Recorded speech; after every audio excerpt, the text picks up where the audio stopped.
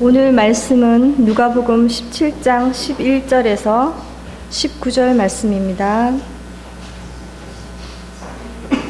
예수님께서 예루살렘으로 가실 때에 사마리아와 갈릴리 사이로 지나가시다가 한 촌에 들어가시니 문둥병자 10명이 예수를 만나 멀리 서서 소리 높여 가로되 예수 선생님이여 우리를 긍휼히 여기소서 하거늘 보시고 가라사대 가서 제사장들에게 너희 몸을 보이라 하셨더니 저희가 가다가 깨끗함을 받은지라.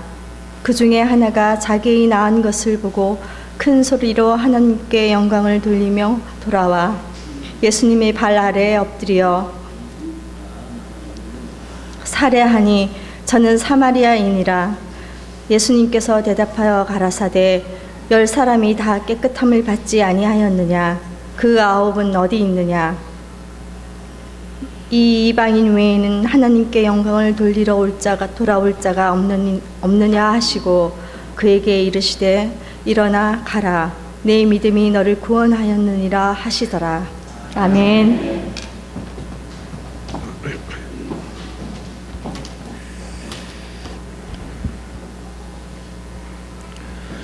전라남도 이렇게 여수에 있는 신풍리에 가면은 손영원 목사님의 순교 기념관이 있습니다. 혹시 가본 적이 있으세요? 예. 한 분도 안 계신가요? 예. 손영원 목사님이 누군지는 들어보셨죠?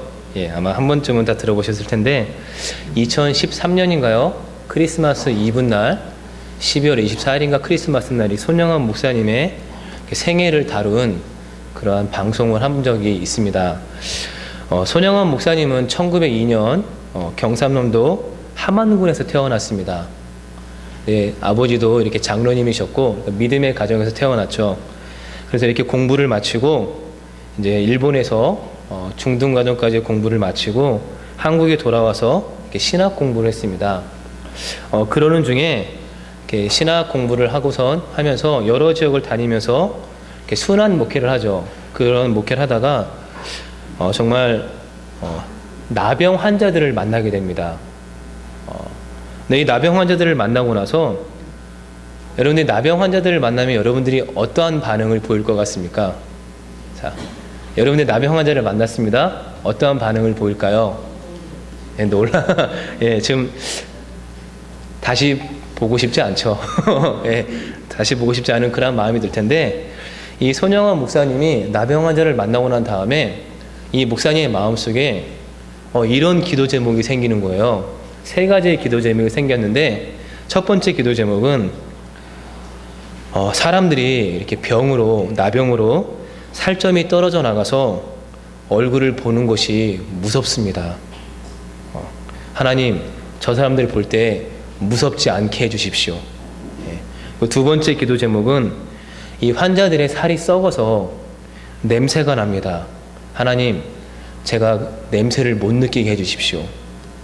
세 번째 기도 제목은 하나님, 내가 이제 나병 환자들을 위해서 목회를 시작하겠습니다. 그러니 나병 환자들을 위한 목회로 내 생애를 끝나게 해주십시오.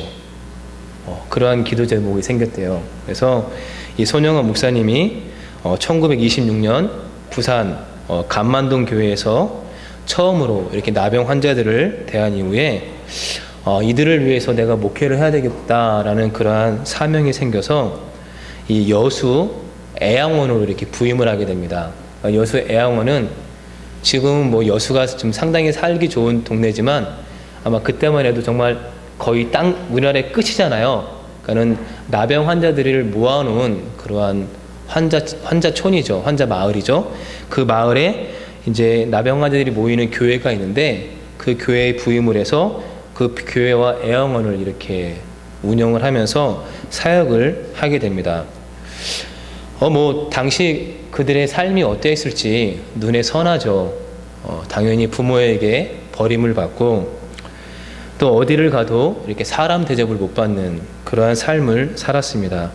근데 이 손영원 목사님이 기도 제목대로 그러한 자들을 정말 사랑으로 돌보면서 살았습니다.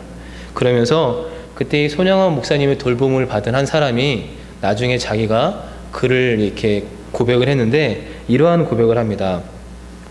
당시 우리가 살고 있던 애양원에 딸린 병실은 모두 17개였습니다. 그 중에 1호실부터 10호실까지는 비교적 건강한 나병 환자들이 지내고 있었고 11호실부터 13호실은 조금 경환자실, 그리고 14호실부터 17호실까지는 정말 중환자실, 그래서 나병 환자들인데 완전히 중환자들만 모이는 그러한 방으로 나누어져 생활을 하고 있었습니다. 근데 중환자실에 거하는 사람들은 정말 눈을 뜨고 볼 수 없을 만큼 흉한 모습이었습니다. 이들의 상처를 한번 치료하려면 간호사 둘이 매달려도 2-3시간이 소요되었습니다. 방 안에 진물과 핏자국 그리고 땀들이 엉겨붙어 있어서 그냥 들어갈 수 없어서 방바닥에 신문지를 깔고 들어가야 했습니다. 간호사들이 신문지를 깔고 들어가려고 하면 그 방에 있는 환자들은 목침을 던지면서 왜 같은 나병 환자들인데 우리만 차별을 하냐면서 화를 내곤 했습니다. 이러한 방을 손 목사님은 서슴지 않고 들어가서 맨손으로 방바닥을 치우고 환자의 목을 껴안고 이마를 대고 기도를 해주었습니다. 그리고 우리와 함께 음식을 먹으며 우리를 격려해 주었습니다. 라고 고백을 했습니다. 이 손영원 목사님이 이렇게 사역을 하다가 1950년에 한국 전쟁이 일어났습니다. 그래서 많은 사람들이 피난을 가야죠. 그래서 피난을 가야 되는 상황이 되었는데 이제 손영원 목사님도 피난을 가야 하는 상황이 되었음에도 불구하고 나는 여러분들을 두고 피난을 갈 수 없습니다 하면서 끝까지 애양원에 남아있다가 이렇게 북한군에게 연항돼서 1950년에 총살을 당합니다. 이게 손영원 목사님의 생애죠. 여러분, 예나 지금이나 이러한 나병 환자들, 지금은 우리 주변에 거의 없죠. 한센병에 걸린 사람들이 거의 없습니다. 근데 제가 어릴 때만 해도 그러한 소리가 있었어요. 제가 어릴 때 이쪽 신사동 쪽에 살았는데 그 지나서 양재동 쪽에 가면 지금 국정원 건물이 있는 곳이죠. 그쪽에 가면은 이렇게 나병에 걸린 사람들이 모여 사는 동네가 있었습니다. 근데 어머니가 그러셨어요. 너 절대로 저 동네 가면 안 된다고. 거기 가면은 나병 환자들이 너 간 빼먹는다 그러면서 그래서 어린아이 간을 빼먹으면은 병이 낫는다는 소리가 있었나 봐요. 그래가지고 너 그 동네 가면은 나병 환자들이 너희 간 빼먹으니까 절대로 거기 가면 안 된다 라고 말을 한 적이 있습니다. 근데 그럴 정도로 사람들이 두려워하고 꺼리는 사람들이었죠. 뭐 한국 사람들 그랬는데 뭐 같은 사람이 사는 유대인들은 어땠을까요? 마찬가지죠. 그리고 또 레이기의 법에 보게 되면은 이 나병이라든지 악성 피부병에 걸리면은 그 사람들을 엄격하게 격리시키라는 그러한 법이 있었습니다. 그래서 그 법대로 악성 피부병에 걸리면 일단 제사장에게 가서 몸을 보여야 돼요. 그래서 몸을 보고선 제사장이 너 악성 피부병이다 라고 딱 판단을 하면은 즉시 마을에서 일정한 거리가 떨어진 곳에 가서 살아야 했습니다. 그리고 나중에 이 피부병이 다 나은 것 같으면 다시 제사장에게 와서 저 병이 다 피부병이 다 나은 것 같습니다. 좀 봐주십시오 하고선 검사를 확인을 받아야 돼요. 그래서 제사장이 다 나았다 그러면은 이제 마을로 돌아올 수 있었습니다. 그건 당연한 거죠. 전염병 같은 경우는 당연히 격리를 시켜야 되잖아요. 그래야지 사회가 혼란에 빠지지 않습니다. 우리나라도 몇 달 전에 메르스 이렇게 퍼졌을 때 정말 사회가 혼란에 빠졌었잖아요. 뭐 정말 평소에 사람들로 이렇게 막 북적대는 명동거리에 사람이 없어요. 예, 그리고 하루에 뭐 10,000명에서 20,000명이 온다는 여기 삼성 무슨 병원에도 환자가 아무도 없어요. 저희 아버지도 그 기간에 이렇게 제 아버지도 그 기간에 병원에 가서 검사를 받아야 됐었거든요. 삼성병원에 가서. 근데 저한테 전화해서 연기해 달라 그러더라고요. 그러니까 안 가요. 그러니까 사람들이 그러한 병에 걸리면은 다 격리를 시키고 이제 흔히 말해서 그 병이 다 나을 때까지 그 사람들을 격리시킵니다. 그런데 격리된 사람들은 굉장히 마음이 아프죠. 답답하고 이 병이 언제 나을까 하는 그러한 불안감. 그리고 또 당시에는 이러한 피부병에 걸리면은 잘 낫지도 않고 또 사람들이 저 사람은 죄를 지어서 병에 걸렸다, 더러운 놈이다 라고 하면서 사람 취급을 안 해줬어요. 그리고 또 나병이 쉽게 낫는 병도 아니잖아요. 그쵸? 그러니까는 평생을 그냥 소외된 채 사람 취급받지 못하면서 살아야 합니다. 그러니까는 목숨은 살아있으나 죽음보다 더한 절망과 고독에 몸부림치면서 살아가는 거죠.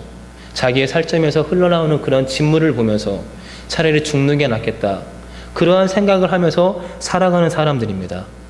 오늘 본문에 그러한 삶을 살아간 10명의 나병 환자들이 나옵니다. 자, 그들이 어떻게 예수님의 소식을 접했는지는 알 수 없지만 아무튼 예수님이 그들이 살고 있는 마을을 지나가셨어요. 자, 그때 이 사람들이 차마 예수님 앞으로 나올 수는 없고 또 법적으로 자기들은 일정한 거리를 유지한 채 살아가야 하니까 멀리 떨어져서 예수님께 소리칩니다. 예수님, 예수님, 우리를 좀 불쌍히 여겨주십시오. 우리를 불쌍히 여겨주십시오. 우리를 좀 긍휼히 여겨주십시오. 하면서 예수님께 소리를 쳐요. 그러니까 10명의 소리를 치니까 그 소리가 얼마나 크겠어요. 제가 혼자서 이렇게 예수님! 하면서 소리를 쳐도 크잖아요. 근데 10명이 모여서 아마 저보다 더 큰 목소리로, 야, 지금이 우리의 병을 고칠 수 있는 유일한 기회야. 이 기회를 놓치면은 우리 평생 여기에서 그냥 절망해서 몸부림치다가 죽어야 돼라는 그러한 마음을 갖고 있는 사람들이 그 마지막 기회, 단 한 번뿐인 기회를 놓치지 않기 위해서 소리를 지으면은 얼마나 큰 소리로 소리를 치겠습니까? 그러니까 10명의 사람이 정말 있는 힘을 다해서 목이 터져라 예수님을 불렀습니다. 예수님, 우리를 불쌍히 여겨주십시오. 불쌍히 여겨주십시오. 근데 그 소리가 예수님께 들렸어요. 그리고 예수님이 말씀하십니다. 14절에 보니까 이렇게 말씀하십니다. 보시고 이르시되 가서 제사장들에게 너희 몸을 보이라. 와, 예, 너희 제사장들에게 너희 몸을 보이라. 이 말을 들었을 때 이 사람들의 기분이 얼마나 좋았을까요? 근데 우리가 한번 생각해 볼 게 있습니다. 자, 보세요. 가서 제사장들에게 너희 몸을 보이라 하셨습니다. 근데 이게 보니까 예수님이 나병 환자를 치유하실 때 조금 다른 점이 있어요. 보통 예수님이 환자들을 치유하실 때 말씀만으로 치유하시는 경우보다 그 아픈 사람의 몸에 손을 얹는다든지 안수하면서 병을 치유하시는 경우가 많습니다. 그래서 우리가 누가복음에도 보게 되면 예수님이 이렇게 몸에 계속 물이 차가지고 몸이 붓는 수종병 환자를 치유하실 때에도 이렇게 병자를 붙잡고 이렇게 고쳐주셨어요. 그리고 안식일에 등이 굽은 여자를 고쳐주실 때에도 가까이 불러서 너 이제 병에서 풀려났다 하시고 말씀하시고 그녀 여자를 안수하셨습니다. 그리고 야이로의 딸을 살리실 때에도 야이로의 손을 잡으시고 야이로야, 아이야, 일어나라 하면서 야이로의 딸을 살려주셨어요. 근데 이번에는 그들 가까이 가지 않습니다. 가까이 가지 않고 가서 제사장에게 너희 몸을 보이라 라고 말씀만 하세요. 예수님도 그 사람들이랑 가까이 하고 싶지 않으셨는지 아무튼 그게 아니겠죠. 말씀만 하십니다. 가서 제사장에게 너희 몸을 보이라. 그러자 그 나병 환자들이 어떠한 반응을 보입니까? 어떠한 반응을 보이죠? 14절 보니까 제사장들 너희 몸을 보이라 하셨더니 그들이 가다가 깨끗함을 받았다라고 합니다. 뭐 보세요. 우리가 생각해 볼 게 있습니다. 자, 너희 제사장들에게 너희 몸을 보이라 라고 예수님이 말씀하셨을 때 그들의 병이 치유된 게 아니에요. 그 말을 듣자마자 이 10명의 나병 환자들이 제사장들에게 자기 몸을 보여주기 위해서 출발합니다. 그러고 난 다음에 가다가 보니까 자기들의 몸이 나은 거예요. 병이 나은 겁니다. 여러분, 이 나병 환자들의 믿음이 대단하죠? 그거는 병이 나은 다음에 출발한 게 아니라 가다가 보니까 병이 나은 겁니다. 그 예수님을 정말 신뢰하는 거죠. 예수님에 대한 신뢰입니다. 근데 그들의 신뢰와 순종 때문이었을까? 가는 길에 몸이 깨끗해졌습니다. 와, 얼마나 기분이 좋았을까요? 얼마나 기분이 좋았을까요? 아마 자기들의 몸을 보면서 야, 이게 어떻게 된 일이냐? 우리 몸이 깨끗해졌다. 이제 가렵지도 않고 몸에서 진물도 흐르지 않고 피도 나오지 않고 고름도 흐르지 않고 와, 우리 몸이 깨끗해졌다면서 정말 서로의 모습을 보면서 기뻐하며 막 껴안고 막 뒹굴었을지도 몰라요. 와, 우리 병 나았다 하면서 막 깨끗해진 몸을 제사장에게 한시라도 빨리 보여주기 위해서 정말 숨이 턱에 찰 정도로 제사장을 향해서 달려갔을 겁니다. 그렇죠? 여러분 같아서도 달려갔겠죠. 그런데 그들 가운데 한 사람은 달랐습니다. 자, 어떻게 달랐는지 우리 한번 성경을 보도록 하겠습니다. 15절과 오늘 본문 말씀 15절과 16절 말씀 같이 읽어보도록 하겠습니다. 한 사람이 자기가 나은 것을 보고 큰 소리로 하나님께 영광을 돌리며 돌아와 예수의 발 아래 엎드려 감사하니 그는 사마리아 사람이라. 예, 한 사람의 행동이 달랐습니다. 어떻게 달랐는지 보니까 그 중에 한 사람이 자기가 나은 것을 봤어요. 물론 10명이 다 봤겠죠? 그리고 큰 소리로 하나님께 영광을 돌리고 돌아왔습니다. 누구한테 돌아왔습니까? 예수님한테 돌아왔습니다. 그리고 예수님의 발 앞에 엎드려 감사의 마음을 표합니다. 이 눈을 감고 한번 설교를 준비하면서 눈을 감고 이 사람의 이 모습을 한번 생각해 봤습니다. 예수님의 발 앞에 엎드려서 정말 감사의 표를 하는 이 사람. 이 공간 안에 정말 감사만 있죠. 감사밖에 없을 겁니다. 자, 그런데 잠시 뒤에 이어지는 본문 말씀은 좀 우리를 당황스럽게 합니다. 16절 보니까 예수님의 발 아래 엎드려 감사한 사람은 어떠한 사람입니까? 사마리아 사람입니다. 사마리아 사람. 자, 사마리아 사람. 자, 유대인들은 이 역사적인 상황 때문에 사마리아 사람들을 정말 싫어했어요. 예. 이방인보다 못한 사람으로 취급했습니다. 그래서 현재 이스라엘을 보게 되면은 팔레스타인 사람들을 사마리아 사람들처럼 취급하거든요. 그래서 팔레스타인 사람들이 정치적으로, 사회적으로 경제 생활을 할 수 없도록 이스라엘과 이 팔레스타인 지역을 이렇게 담을 쌓아버려 벽을 쳐버렸어요. 그래가지고 팔레스타인 사람들이 활동을 할 수가 없어요. 그 담의 높이가 5에서 6m 정도가 되거든요. 그러니까 그 사람들이 볼 수 있는 것은 지중해밖에 없습니다. 그것처럼 완전히 사마리아 사람들과 담을 쌓고 그 지역을 철저하게 고립시켰습니다. 근데 오늘 말씀을 보니까 10명의 나병 환자 중에서 그 병을 고침받은 후에 예수님께로 돌아와서 감사의 마음을 표한 사람이 한 사람 있었는데 그 사람은 사마리아 사람이었다고 합니다. 자, 그럼 9명의 나병 환자들은 어디로 갔을까요? 누구한테 갔을까요? 제사장한테 갔죠. 예. 9명의 나병 환자들은 제사장한테 갔습니다. 왜냐하면 지금 이들에게 가장 중요한 것은 제사장을 찾아가서 자기들의 몸이 깨끗하게 되었다고 정결 선언을 받아야 하는 겁니다. 이 선언을 받아야 이제 집에 돌아갈 수 있어요. 집에 돌아가서 사회적으로, 종교적으로 회복되어 일상의 삶을 살 수 있습니다. 그러니까 그들에게 중요한 것은 예수님에게 감사의 마음을 표하는 것보다 율법에 의해 정결하다고 인정받는 것이었습니다. 그러니까 지금 예수님이고 뭐가 없습니다. 제사장에게 나아가서 먼저 정결하다는 선언을 받아야 합니다. 그런데 단 한 사람, 사마리아 사람만 예수님을 기억하고 예수님께 나아가서 감사의 마음을 표합니다. 근데 예수님이 그 사람을 보시고 혼자 탄식하듯 말씀하십니다. 야, 10사람이 다 깨끗함을 받지 않았느냐? 그런데 9명 어디 있니? 이방인 외에는 하나님께 영광을 돌리러 온 사람이 한 사람도 없구나 하면서 탄식하십니다. 그러니까 이 말씀은 사마리아 사람에게 하신 말씀이 아니라 영적 무감각에 빠진 유대인들의 모습이 너무 마음 아파서 내뱉은 탄식의 말이죠. 예.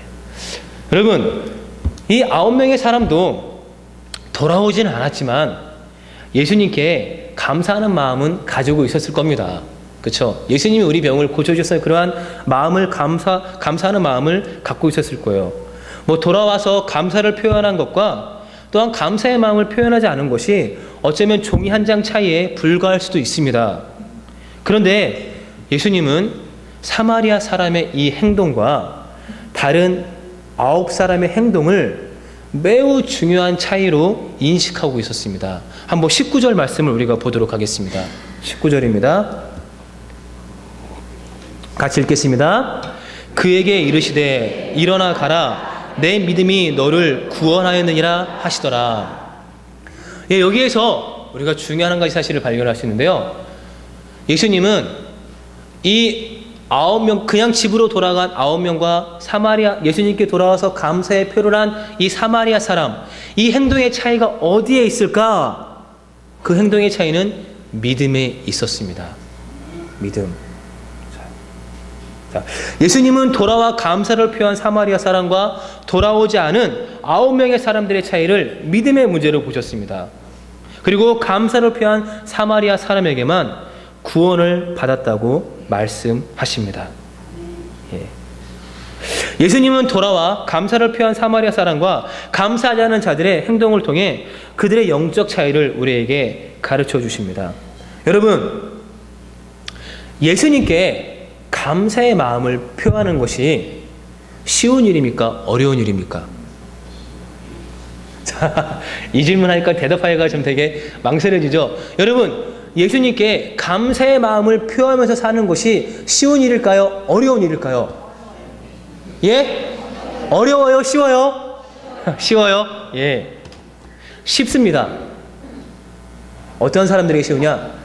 자, 주님의 능력과 긍휼과 은혜를 경험한 사람에게는 예수님께 감사의 마음을 표하면서 살아가는 것이 쉽습니다. 그런데 주님의 능력과 긍휼과 은혜를 경험하지 못한 사람은 예수님께 감사의 마음을 표하면서 사는 것이 어렵습니다. 감사는 믿음이 없으면 할 수 없는 영적 행위입니다.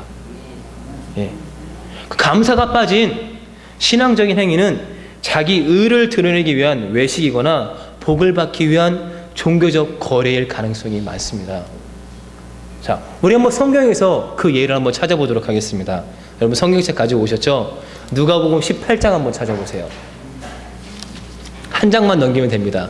누가복음 18장 9절부터 14절까지의 말씀 한번 보도록 하겠습니다.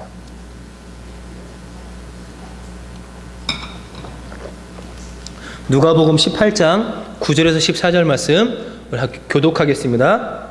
제가 먼저 읽을게요. 또 자기를 의롭다고 믿고 다른 사람을 멸시하는 자들에게 이 비유로 말씀하시되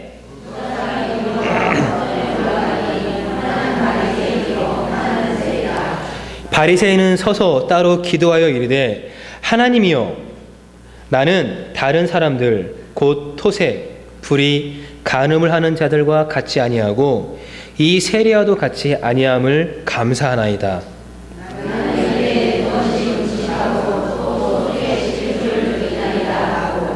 세리는 멀리 서서 감히 눈을 들어 하늘을 쳐다보지도 못하고 다만 가슴을 치며 이르되 하나님이여 불쌍히 여기소서 나는 죄인이로소이다 하였느니라. 이 사람이 의롭다 하심을 받고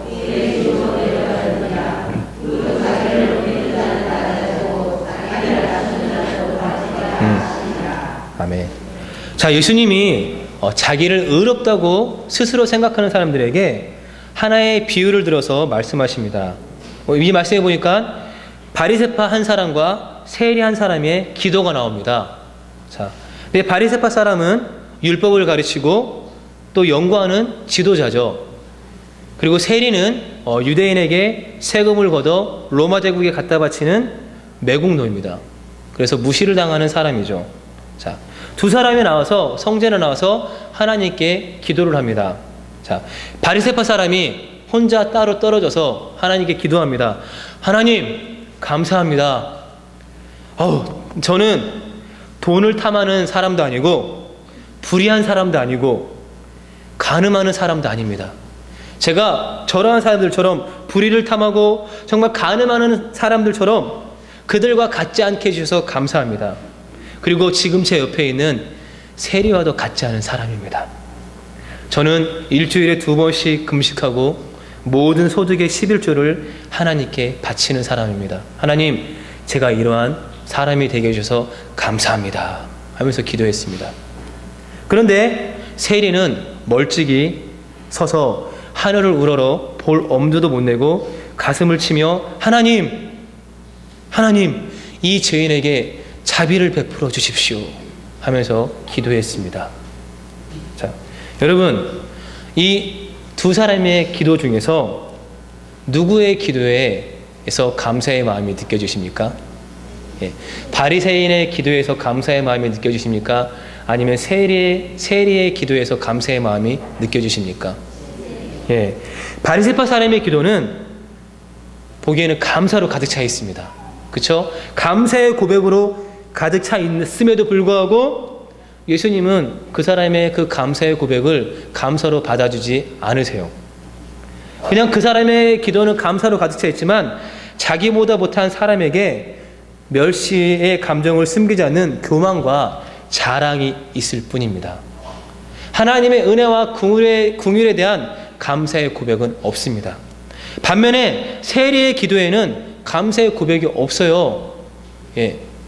감사의 고백은 하나도 없습니다. 하지만 하나님의 도움과 은혜와 용서를 바라는 마음이 담겨 있습니다.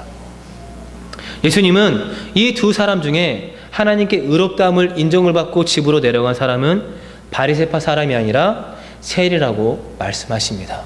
그러니까 그의 기도가 진정한 감사라고 말씀하십니다. 예, 또 구약 성경에도 이 하나님께 감사를 표한 사람이 나옵니다. 다니엘입니다. 다니엘. 다니엘 참 매력적인 사람이에요. 예. 굉장히 매력적인 사람입니다. 정말 낭중지추라는 그 말에 딱 어울리는 사람이죠. 예. 다니엘이 나이가 80이 넘었습니다. 근데 나이가 80이 넘었음에도 불구하고 몸과 마음이 민첩했어요. 그래서 그 지혜가 80대 중반이 되었는데도 지혜가 젊을 때와 같아요. 우리에게 어르신들도 그랬으면 좋겠습니다. 예. 아마 돋보기 안 끼고 책을 봤을지도 몰라요. 아무튼 80이 넘었는데도 80대 중반이 되었는데도 이 사람의 지혜가 또한 이 사람의 그 성품이 정말 젊을 때와 변함이 없어요. 그래서 다리오 왕이 다니엘을 총리 중에 수장으로 세웁니다. 그런데 이 다니엘이 총리 중에 수장으로 세워지자 그 밑에 있는 대신들이 비상사태를 선포합니다. 야, 다니엘이 이번에도 총리가 됐다. 그런데 총리 중에 최고 우두머리가 됐다. 큰일 났다. 얘가 총리 되면은 우리 비리 못해. 이렇게 뇌물도 못 받고 우리 정말 힘들어. 어떻게 해서든지 다니엘을 이 총리에 해서 낙마시켜야 된다 하면서 다니엘을 낙마시키기 위해서 정말 머리를 맞대고 아무리 다니엘을 막 낙마시켜서 막 찾아봐도 흔히 말해서 털어도 먼지가 안 나는 거예요. 그러자 이 사람들이 모였을 때 좋은 일을 하려고 그러면은 그렇게 생각이 안 나는데 나쁜 일 하려고 그러면 딱 떠오르잖아요. 그쵸? 머리를 맞대면은 나쁜 일이 금방 떠오르는 것처럼 야, 우리 이거 한번 해보자 하면서 하나의 방안을 생각했는데 앞으로 30일 동안 다리오 왕 외에 다른 신에게 기도하거나 다른 신을 섬기는 사람이 있으면 그 사람을 사자굴에 던지는 법을 만들자. 그리고 그 법을 만들고 왕에게 가서 그 법을 설명합니다. 그러니까 다리오 왕이 그 설명을 드리니까는 마음에 들어요. 그래서 어인을 꽝 찍고 페르시아 전역에 선포합니다. 자. 이제 더 이상 30일 동안 그 누구도 다리오 왕 외에 그 누구에게도 기도할 수도 없고 섬길 수도 없는 그 어명이 선포되었습니다. 다니엘도 그 사실을 알았겠죠.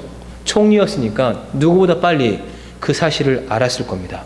그런데 다니엘이 그 모든 걸 알면서도 마음의 동요 없이 평상시 하던 대로 행동합니다. 여러분, 다니엘은 평상시에 무엇을 했을까요? 다니엘이 평상시에 한 행동이 뭘까요? 하루에 3번씩 예루살렘을 향한 창문을 열어놓고 기도하고 하나님께 감사하는 겁니다.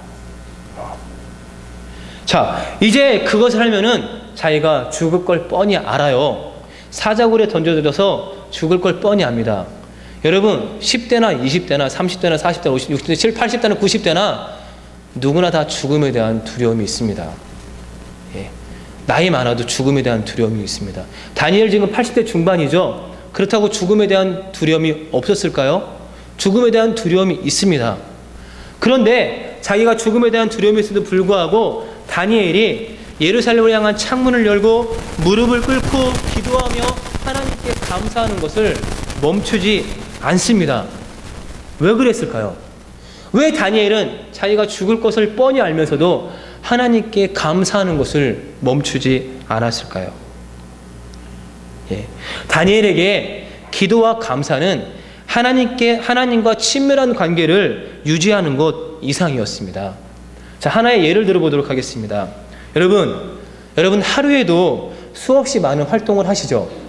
그렇죠? 아침에 일어나면 세수하고 밥 먹고 화장하고 출근하고 또 운동하고 또 쉬면서 텔레비전을 보고 사람들 만나고 휴대폰 가지고 쉬고 그러한 수많은 행동들을 합니다. 그러니까 여러 활동들을 하면서 우리가 살아갑니다. 그런데 전쟁과 같은 비상사태가 일어나면 일상의 활동을 멈추게 됩니다. 그래서 얼마 전에 북한이 이렇게 무력으로 도발했을 때 화천이라든지 그 무력 도발로 인해서 피해를 입은 그 지역 주민들은 일상의 생활을 멈추고 대피소에 가서 3일 동안 생활을 해야 됐잖아요. 그것처럼 비상사태가 선포되면은 일상의 생활을 멈추고 대피소로 피해야 됩니다. 그런데 대피소에 가서도 멈추지 않는 게 있습니다. 뭐냐면은 숨 쉬는 것과 밥 먹는 것은 멈추지 않아요. 대피소에 가서도 숨을 쉬고 밥을 먹습니다. 왜냐하면 그거 안 하면 죽으니까. 다니엘에게 기도와 감사가 그거였어요. 예. 다니엘에게 기도와 감사는 숨을 쉬게 하는 생명줄이었습니다. 예. 기도를 통해 하나님께 생명의 기운을 공급받고 감사를 통해 자신의 삶을 하나님과 잇대었습니다. 그러니까 다니엘은 기도하고 감사하는 것을 멈추면 죽을 수밖에 없는 존재였어요.